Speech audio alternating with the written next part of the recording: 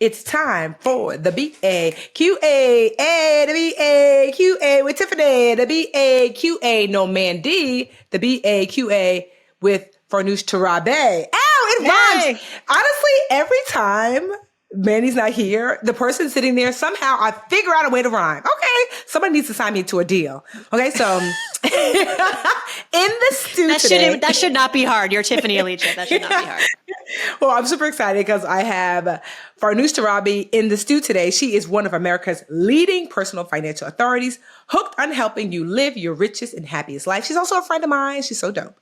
She's a multi-best-selling financial author, former CNBC host, and creator of the Webby-nominated podcast, So Money, which is an awesome podcast. If you're not listening to it, do it. Farnoosh has become one of the country's favorite go-to money experts. The New York Times actually calls her advice perfectly practical, right? So Farnoosh's award-winning and critically acclaimed podcast, So Money, has surpassed 25 million downloads. That's a lot, just in case you didn't know. And thanks to his one-of-a-kind interviews and deep conversations about money, on the show, she spotlights leading experts and authors and influencers from Ariana Huffington to Margaret Cho, to the queen herself, Latifah, and Tim Gunn, and me about their personal financial perspectives, money failures, and habits. She also answers listeners' personal financial questions each week, which she's going to help me do today. And she is the new author. Well, she's been an author 4 times over, but a new book called A Healthy State of Panic.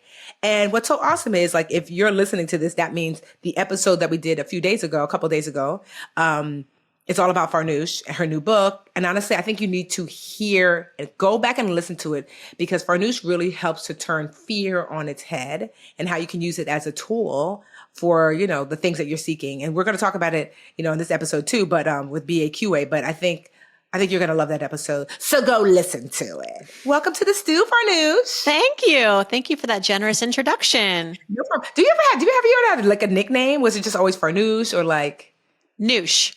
Oh, Noosh. Okay, Noosh. Oh, that's Noosh. cute. I like that. Hey, Noosh. Nooshie, but I prefer Noosh. Okay. Yeah.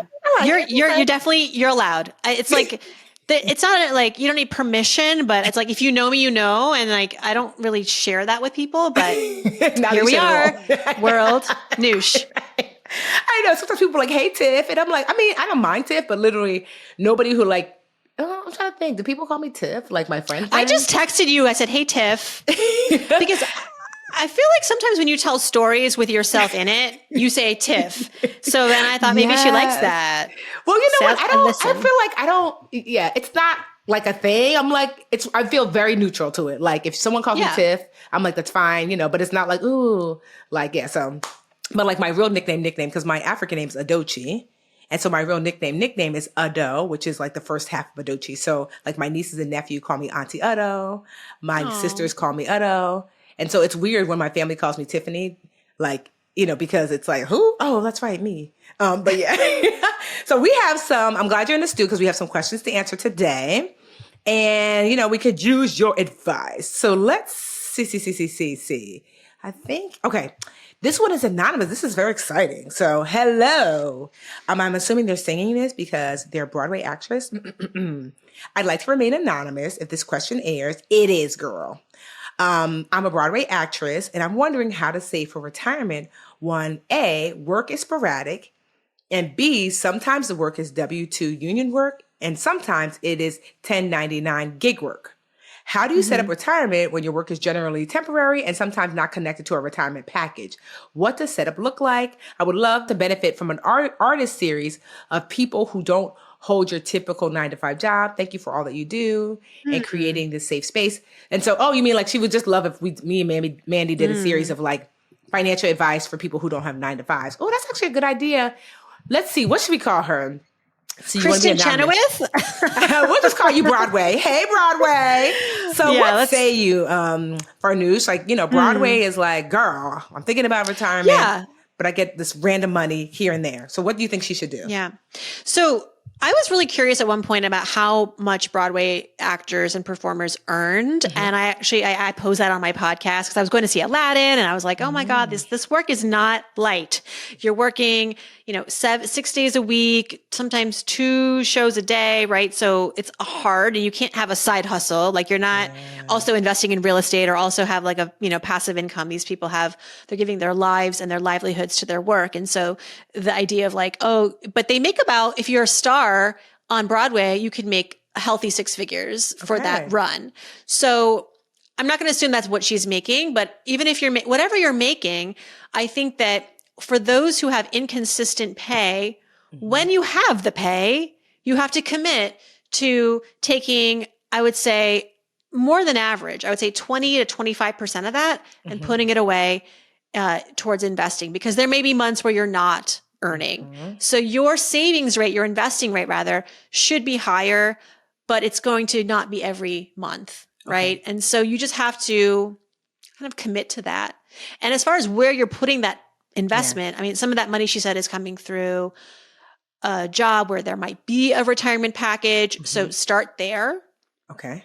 And then if there's a job that's coming from work that she doesn't have you have to open up a Roth IRA. Okay. That's like, you can do that. You can have, a workplace retirement account. Can she have both? She can have like traditional retirement and a Roth IRA. Yes. Yes. And I think a lot of people, we should diversify our tax exposure in retirement, because we know with a workplace retirement account, typically that's you pay before taxes. So you're saving on taxes today versus a Roth, you pay after tax. And so you get a tax-free withdrawal in retirement. So we don't know what our tax picture is going to be in retirement. Good to have a little bit of both. But yeah, I think for those of us, whether you work on Broadway or you just do some sort of other work where your pay is not consistent and your income is coming from different sources, it's leverage what's available to you, which is either the workplace retirement account and or a traditional or Roth IRA outside of that job. And just, you have to be, I think, a little more vigilant than average workat that can just kind of like set it and forget it. Like, I'm going to do 10%, 15%. I'm going to be at this job for at least a year. I don't have to think about it. But it comes up more often, more frequently for, I think, those of us who have more fragmented income. We have to be more, has to be more top of mind. Unless, of course, one more thing I would say, unless, of course, you're at the point where you have some sort of baseline savings from which you're using to pay for your lifestyle.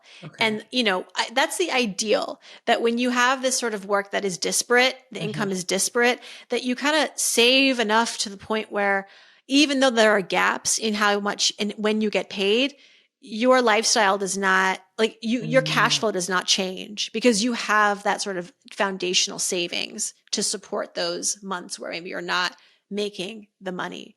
But you have to be extra committed to what you do with that paycheck when you get the paycheck.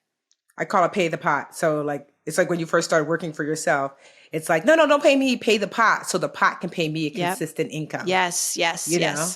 Okay. So what I'm hearing you say is like, okay, so Broadway, what I'm hearing Farnoosh say is like, one, like, yes, you want to set aside for retirement, but you get to do both. And quite honestly, anybody can kind of do this, that your W-2 that you get from your union, ask, hey, is there a retirement account available? My assumption is yes. I don't know. But, if you're getting W-2, you can ask your union, what's the retirement account that is available to me here? Put money there, and you wanting to max, because to Farnoosh's point, since you're not you don't make regular money, you actually have to over-index. Typically, we tell people 10 to 15%, but because you get money sporadically, you have to set aside more to cover the times that you don't. But then also have your external retirement account, which is typically like a Roth. And ideally, if you can max that out too every year. So doing both will help you to have like a really healthy like retirement account where you get to get your tax benefits now and then some of your tax benefits later. Roth lets you get your tax benefits later, and traditional IRA lets you get your tax benefits now. And then also too, learning to pay the pot. Like when you do get paid, like knowing that ideally, because you might not make enough to support, but ideally when you get paid, knowing that all this money is not, my January money is also potentially for October too, because I might not be working there.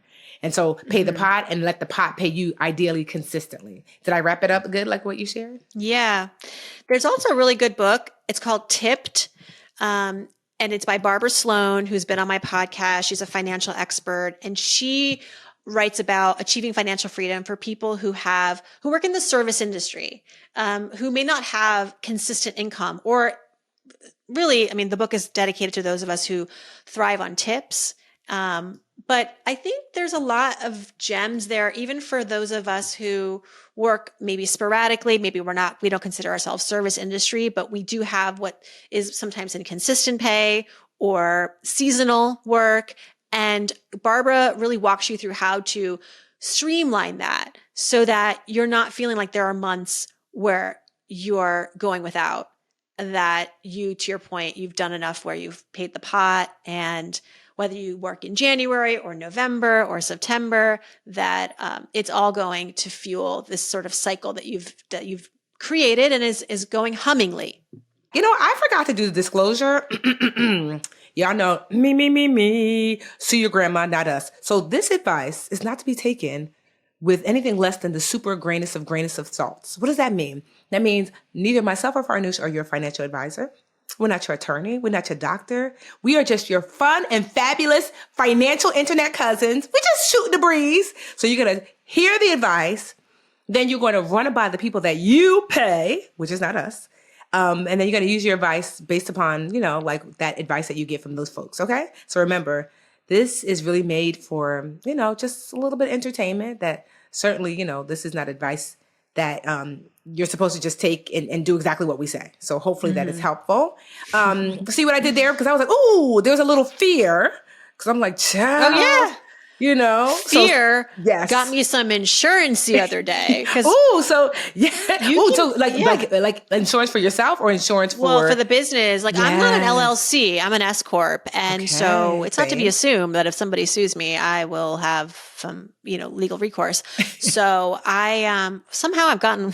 I mean, I guess because people don't listen to me or what, because I've gone 20 years and no one's ever tried to sue me, knock on wood, but I have seen it happen. And I got like a little spooked, and I was like, I'm going to just, get some, liability insurance. Same. It's not what is it? E&O? Is it E&O? Like, what is it? They have the errors and omissions insurance? There's errors and omissions, which this is not what I got, but I think it would include that. It's like sort of, I have gotten errors and omissions insurance too, though, in the past. When I've worked with brands, they have asked me to get it because they require it. Yeah.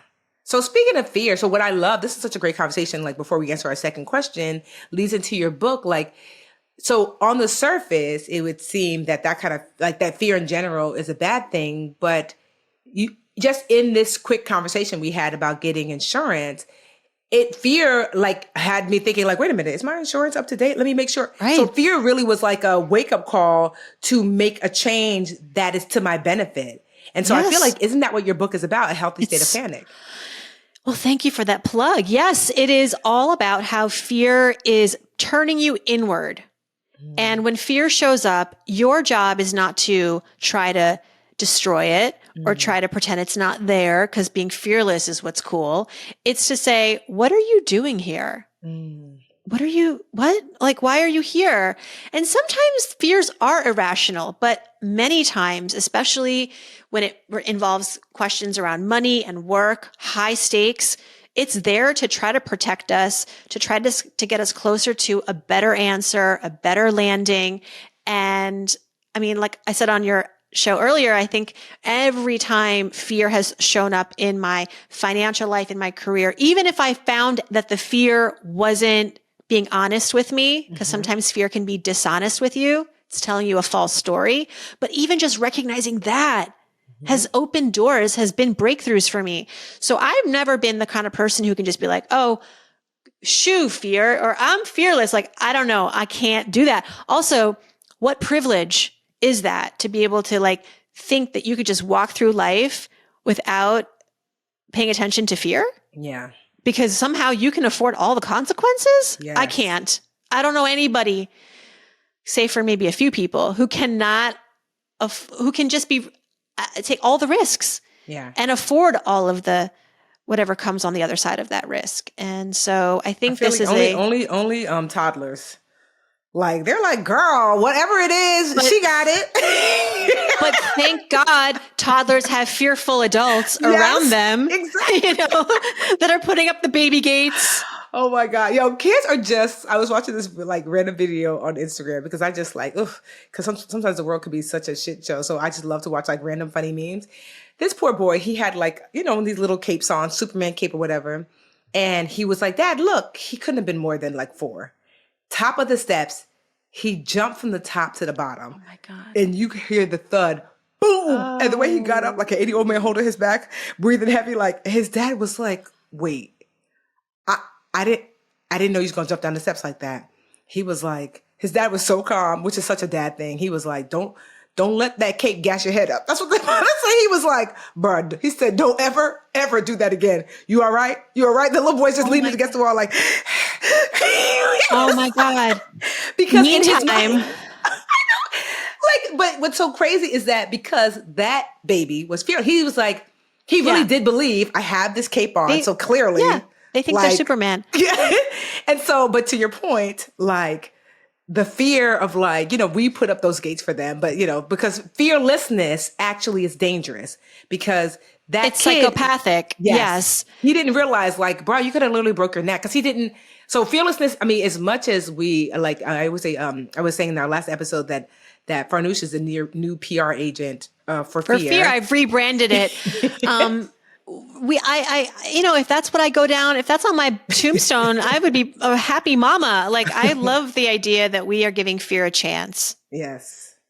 Because it will stop you from jumping down the stairs. It wants good for us. Yes. It wants good. It doesn't always present well because, it shows up as like just an annoyance or, a hurdle, and we don't like that. But it's maybe telling us to take a beat or ask ourselves some questions. Yes. And why are we afraid? Have you ever thought to ask yourself why you're afraid? And maybe there's some wisdom in that. Maybe you're not giving yourself enough credit. I just think it's time's up on being fearless. No jumping down the stairs because you have a cape on. Speaking of being fearless, sometimes people get afraid about making certain financial choices. So we have a question from the I of the G, and this person, I'm gonna call her Home Equity. Home Equity asks, "Hi, hi." She said, "First, I want to thank you, all caps, so much, guys, for being such a great resource for financial things. I love y'all. Love y'all too, Home Equity. I remember gaining advice from Tiffany way back from Dreamcatchers, the Facebook group, and I'm just in all the levels we reached. Aw, thanks, girl. To my question, my husband and I have a lot of miscellaneous debt, and most of it is below $1,000 to $3,000, except for one, and that is $20,000. We are thinking that we should take out a home equity loan, about $80,000, that will allow us to consolidate all of our credit card debt. Thinking like basically it totals around $35,000 to $40,000, and to the purchase of a secondary property. Okay, so she wants to take out money to cover the home equity line to cover the $40,000 she owes, plus to buy a second property. We pay out probably a little over $1,000 a month for a minimum. Payments on the credit cards with different interest rates. We're thinking that with the home equity loan, we could have a lower monthly payment and a lower rate. Here's a question overall. What are your thoughts about taking out home equity loans? Like, one, maybe first, because everyone doesn't know what that is. What is a home equity loan? What are your thoughts about taking it out and like how best to use it?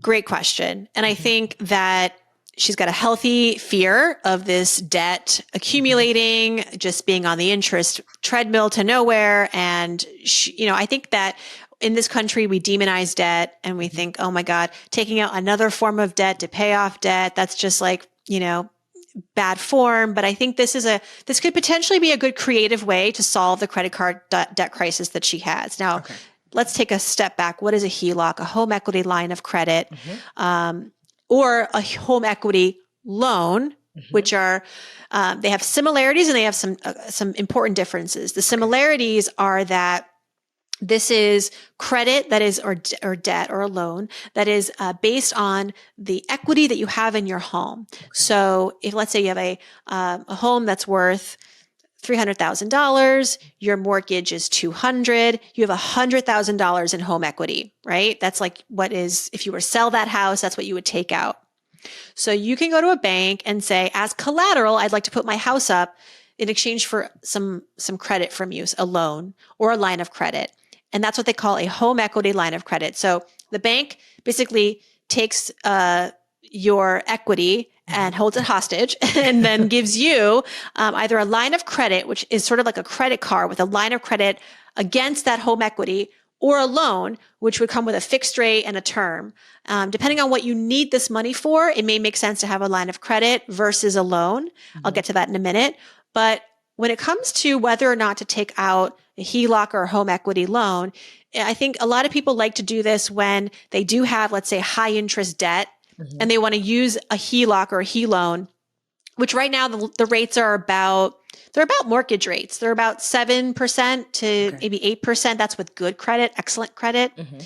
which is not the best we've seen, but mm-hmm. it still might be lower than a 15% or 25% credit card, mm-hmm. right? So that, in that sense, the math makes sense to take out this debt over here with a lower interest rate, use it to pay off the credit cards, and then start paying off the 8% debt.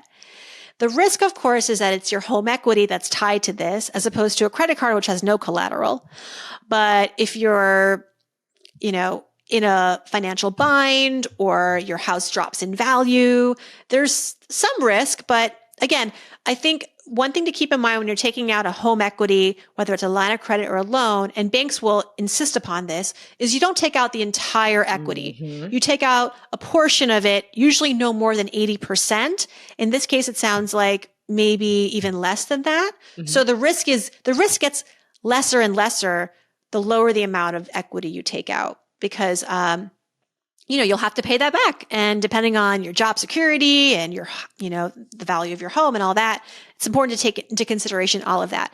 Now, whether to take out a HELOC or a HELoan, mm-hmm. Remember, if you take out a HELoan, the first payment comes due that next month. Okay. It's like the clock starts because they've given you this cash. It's like a student loan. Okay. It's like a private loan.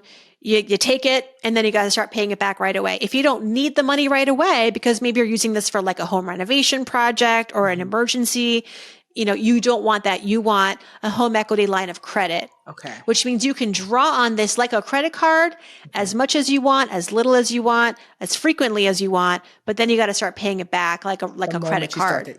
The moment you start to draw down on it. Okay. So I have actually taken out a home equity line of credit in February. The rates, I think it was like 7 or 6%, I think, which is pretty good.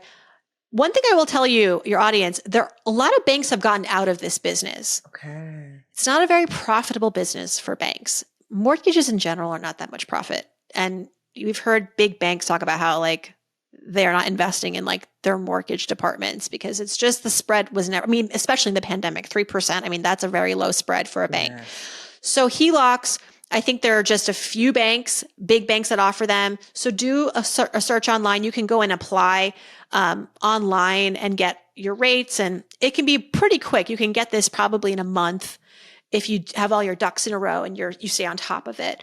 But we took one out because for us, it felt like, we built a lot of equity in our home, mm-hmm. and we felt like, let's just take a little bit of it out as like a plan D in case, for whatever reason, we lose our jobs, there's a disability. Yeah. Like, I don't know. I'm, again, healthy state of panic. I was mm-hmm. like, why not? If this is accessible to us, and also I don't have to pay it back until I start using it, there's absolutely no risk in having this, but it is the lowest form, the cheapest form of debt that I can have access to right now. Why wouldn't I? It's funny you say that because literally a friend of mine who is very wealthy, she was like, we were just talking and she was like, cause I meet with my financial advisor, Anjali. She's awesome. And she was like, tell your financial advisor, like, hey, what do you think about me taking out, a home equity, not loan, cause I don't need the money, but to have, home equity line of credit. And I was like, but I don't need it. She was like, yes, but she said, because to your point, she said the same thing. She said lots of banks are closing shop on that. That way you'll have access just in case, Tiffany, things go wrong, because I have 2 properties and both of which I own 100%. And she said, this will allow you to have access to a lot of money just in case something happens. And, you just have it as a backup. And I was like, oh, I never thought about that. So it's funny that this came up, because I was just about to ask Anjali, like when I meet with her on Wednesday, what do you think? Like, should I? Because in my mind, I was like, but I don't need it. It's like, that's the point. Like, well, even for people who are wealthy but value cash and value liquidity, if you're going to do, let's say, an investment project or work on your home or invest in another business, and you don't want to put all of the money in right away, you want to do it in installments and you want to finance it, because that's going to buy you more time and more liquidity, then also a sophisticated way to use a HELOC. I mean, I remember back in the day, my parents and their friend, they would use their home equity to pay for college for their kids. Now, I don't know if that's what I would do these days, because college is so expensive now. My parents did that for my sister, the baby. Yeah. Because I don't know, maybe the student loan rates were really, really high. I don't know, but they just, that's what they did. And actually, if you read my first book, You're So Money, the only reason I was able to afford my first apartment in New York, is it was a studio, and it was like $298,000. And I was making like, I was not making enough to afford that on my own, but my parents had equity in their home. They took it out, bought that with cash. It's the rich dad, poor dad method. And then I took out a HELOC and paid my parents back for the most part, like immediately. Loop-de-loop. And then I refinanced that HELOC into a fixed rate mortgage, because the thing to watch out for with a HELOC, which I failed to mention, is that some are variable rates and some are fixed. And you really want to know what you're getting yourself into. Because rates are already high. You don't want it to get higher. So you might sacrifice a lower rate just so that you can get it fixed and locked in. And that's honestly, what we did. That's the thing. Like, it's funny because I'm so glad that you shared that, because I had Ramit on our, on the podcast a couple of weeks ago. Ramit is famously, I don't want to say anti-home ownership, but certainly like, look at your number. He's not a fan of home ownership. He's like, please, you don't have to have home ownership for wealth or whatever. So I challenged him a little bit, which in general, I'm like, I understand, because Ramit, he lives in San Francisco now, I believe, but he was living in New York. And so sometimes the math just don't math. It's like, child, for what, but what I was telling him is I've been doing all this research lately and just become obsessed with the racial wealth gap. And that is the gap between Black and brown people and their net worth, and basically white America. And the gap between, I know between Black and white is, I think the average white household, the net worth there is like 130,000, and for Black households is 14,000. And I mean, that is huge, and it's going to get worse, because I'm not going to say it's going to, but it is getting worse, because it actually wasn't as bad like years prior, but it's getting worse. And one of the financial indicators, or one of the levers to this racial wealth gap, is not just home ownership, but also like the value of homes. Like my home was like underappraised for about $40,000, which is the average that Black homes are underappraised. So I just shared that because you just shared like how, I mean, I hear Remy, what he's saying about most people don't look at their amortization table, which tells you how much you're really paying for that house, typically double.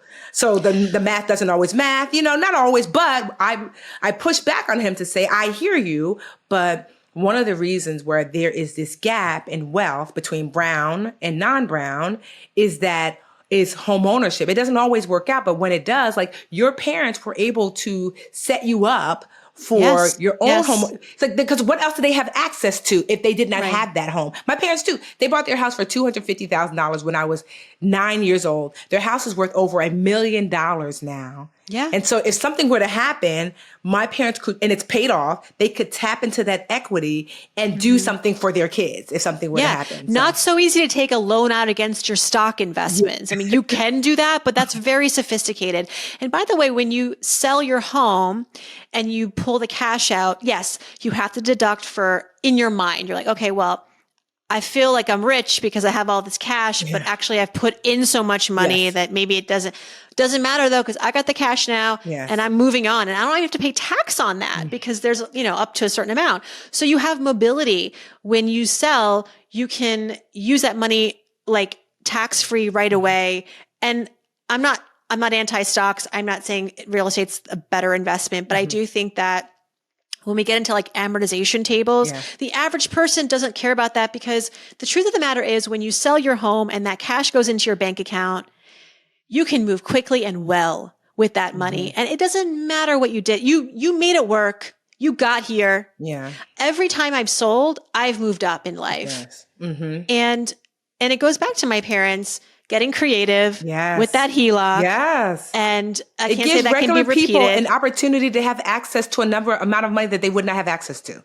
Because your parents would have just say, hey, bank, would love to get $200,000, $300,000 for our daughter. The bank would be like, bye. But like, it's like, hey, bank, I have this asset that's worth hundreds of thousands of dollars. Now the bank's like, now we're talking. And so, so I just, I always like to show both sides of the equation. I understand what he's saying, but I also too, I want, especially people of color, which is largely who listens to Brown Ambition, hence why it's called Brown Ambition, that to understand that homeownership, equity, the value of your home is a huge component to our lack of net worth.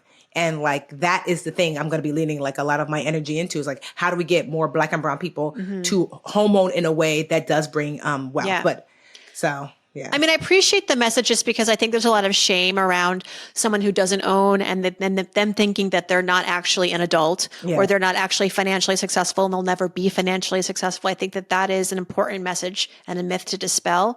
But I also don't want someone to hear that homeownership is a scam. Not that that's what we're saying here or anyone's saying, but that can get misconstrued. And then they never even look under it to say, well, is there a strategy? Is there something a way to get creative? Are there things I'm not considering as opposed to just branding it as like a false bill of goods? Yes. Yeah. So no, I love that. And so I think that leads into kind of your book about fear, right? So a lot of people have not purchased homes or whatever because of that fear. And there's nothing wrong with leaning into the fear, but asking yourself again, what am I actually afraid of? Right. And again, it's like with a lot of financial fears, it's thinking about where does this fear come from? Who taught me this? Why do I believe this? I mean, I interviewed somebody on my podcast who, funny enough, was raised thinking that buying a home was a waste of money. And this was a generation when it was the opposite. It was all, now we're talking about maybe there's like some things to look out for when you're buying. It's not always a win. But she was like, why would I, buy, the father was like, told the daughter, why would you ever buy a home? You don't have mobility, blah, blah, blah, which is true. But then she inherited that as a finite kind of rule of law. And anyone who would bring up home ownership to her, it was like, it made her afraid because she felt like she was going against her father. It felt like she was, doing something wrong. And so she's like, oh man, that was bad. I should have sat with that fear and go, who taught me that?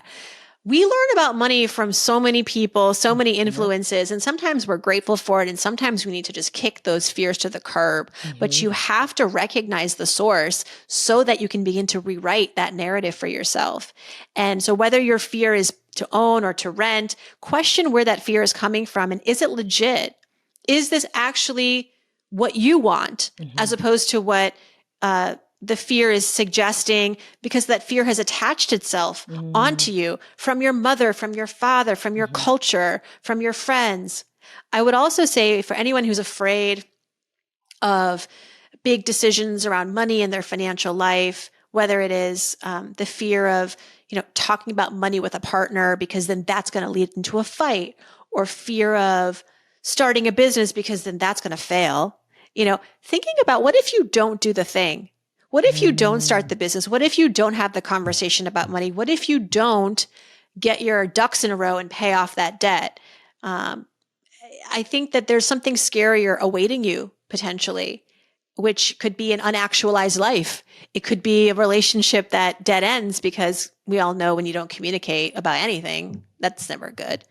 And so thinking about worst case scenarios sometimes, or the actual what could happen, it's not to, I say that in the book as not a way to like make you get deeper and darker into your fears and like feel trapped, but actually because when we go to the edge sometimes and we see how bad things can actually get, that is when we are motivated to get up and do something, to get up and voice, to get up and make a change. It's very easy to sometimes sit with your fears and idle. But what I challenge people and what I offer is think about what if that is your existence for the next year? Yeah. You think that life is just going to hang out? Life is going to move on. Yeah. Fast forward yourself a year from now. You haven't done anything? Or you've let fear stop you from doing something?